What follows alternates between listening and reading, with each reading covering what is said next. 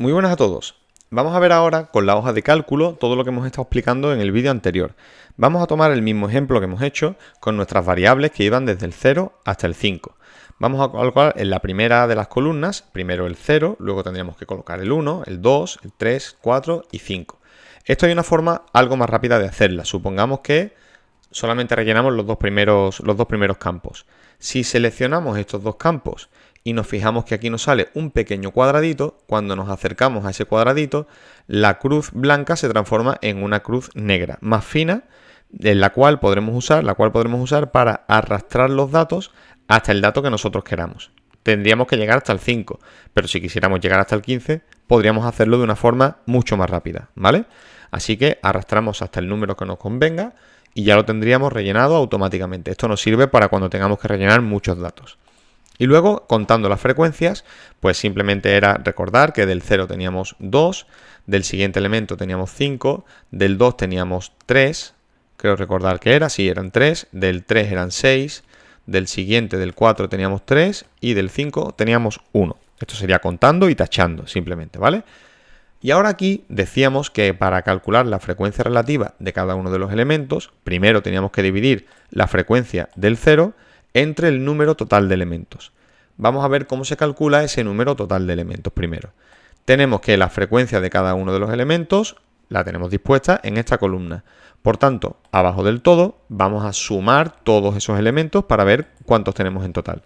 Para hacer una suma, dentro de una hoja de cálculo, se puede poner, por ejemplo, un igual e ir marcando todas las casillas.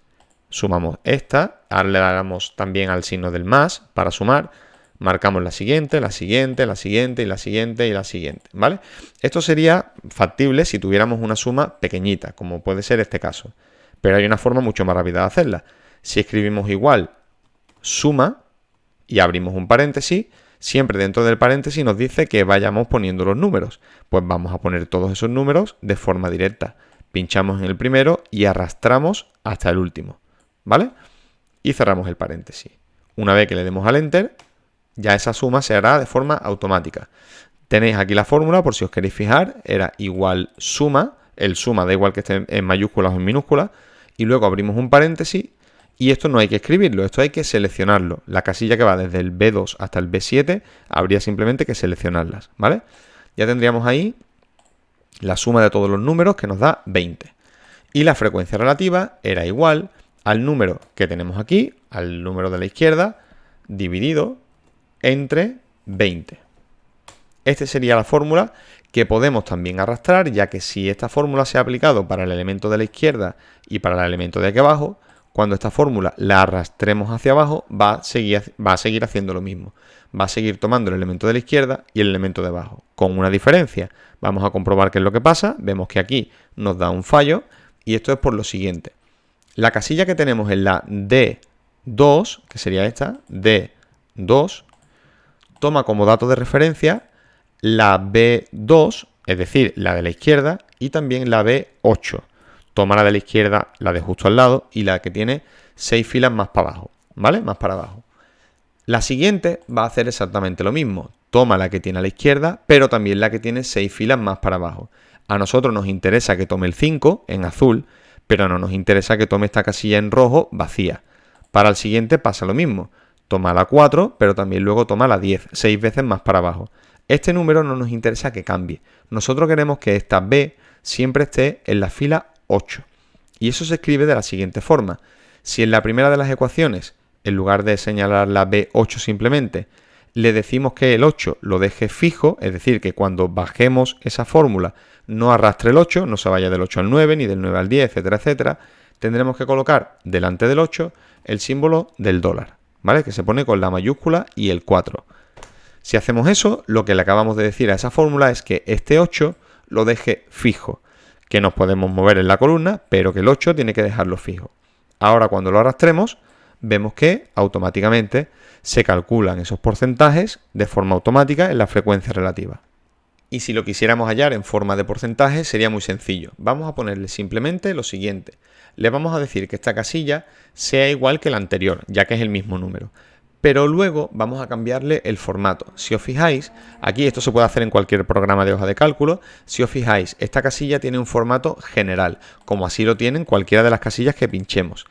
Si en lugar de formato general lo cambiamos a porcentaje, que lo tenemos por aquí abajo, automáticamente cambiaría al 10%, ¿de acuerdo? Si esto de nuevo lo arrastramos hacia abajo, haría lo mismo con el resto de las casillas, ¿vale? Tendríamos aquí el total de porcentajes. Y por último, la frecuencia acumulada, ya decíamos que era la frecuencia que teníamos para nuestro elemento más todos los anteriores.